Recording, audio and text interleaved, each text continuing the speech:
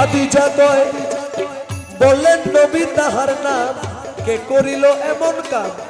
নবী বলে আবু জাহেল বাইরাছে বাড়ি নবী কয় মারছে তাতে দুঃখ নাই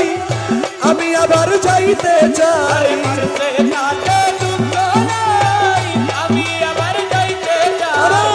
মারছে তাতে দুঃখ নাই আমি আবার যাইতে চাই দেখি কালে মানি পড়াইতে পারি রে আবু জাহেলের বাড়ি রে আবু